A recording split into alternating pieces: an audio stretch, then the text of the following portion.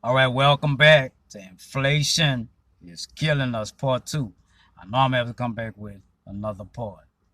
But if y'all remember, in the first part, I mentioned a video that I had watched, and I put the link in the description box of the first video.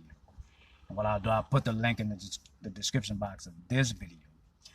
Miss Lynn Richardson, she said some very powerful things. But one thing she said was that having more money is not going to get us through these times of inflation. Having more money. And having more money will not rid us of the problems that we have, especially money problems. Because even millionaires go bankrupt, and millionaires have to liquidate assets so that they don't lose money, right? And even millionaires and billionaires feel the effects of disinflation. Everybody's feeling this.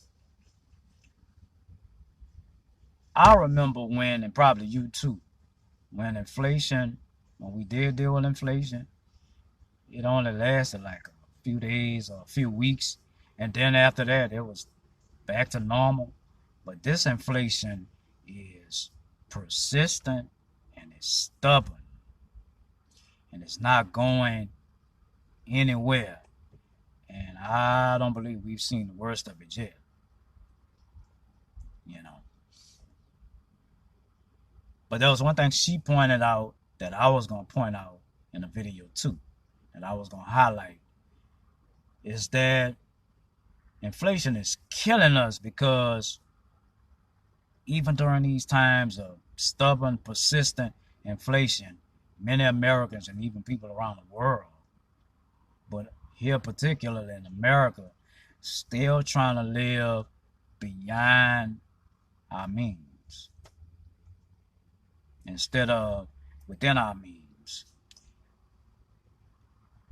You have to know the limits, and you have to know where to draw the line.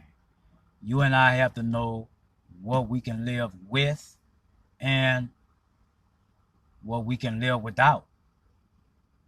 There has to be that balance. And you have to know what you can live with and what you can live without, knowing what's essential to you and me and what's not. And this is a time that calls for, being self-sacrificial. There's just some things we gotta go without. And we have to live without some of the creature comforts, some of the luxuries. We have to live without. And some of the videos about events about inflation, there were people who are working 2 extra jobs besides their primary job.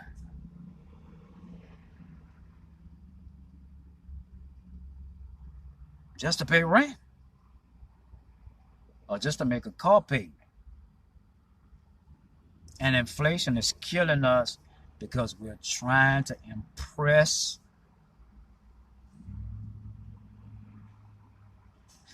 and we're under a large amount of stress trying to impress people who are under stress trying to impress people.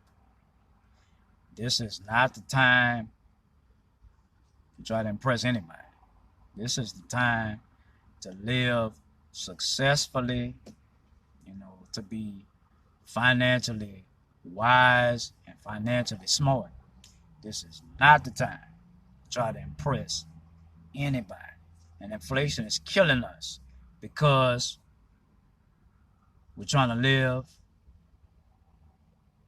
beyond our means. This is not the time to impress anybody at all. Another reason why inflation is killing us, because during the times of plenty and abundance, we should have been better prepared for the times of lack scarcity little. When things were abundant in America, plentiful in America, and probably other countries too, we should have gained wisdom to live during the times of little, lack, scarcity, inflation. But many live wastefully, wasted and live wastefully, and still doing that now. And that's why it's killing us. We should have known that the time of plenty and abundance was not going to last forever. And that was the time for us to develop wisdom, and especially divine wisdom from God, to live during the times of little and lack. I believe y'all know the biblical character Joseph and the story about the biblical character Joseph. It may be Genesis chapter 30, but the Pharaoh had a dream that something was coming upon the world. He had a dream about 7 fat cows, and 7 skinny, lean cows. And then he had, within the same dream, he saw 7 full ears of corn, and then 7 lean ears of corn. 7 full ears of corn, and then 7 lean ears of corn. Well, Joseph was a praying man. He received the interpretation from God, and he gave the interpretation of the dream to the Pharaoh, that there was going to be 7 years of plenty and 7 years that were going to be lean, lack, and scarcity. But during the times of plenty and abundance, God gave Joseph the wisdom to develop a system and a strategy to get through the time of famine. Now, that time of famine can represent this time of inflation that's swallowing up the whole world. But it was during the time of plenty. We should have received the wisdom from God to develop a system and a strategy, or a system, and be strategic to get through the times of lack, little, scarcity. And we still have time to do it, because as I said a few minutes ago, we haven't seen the worst yet.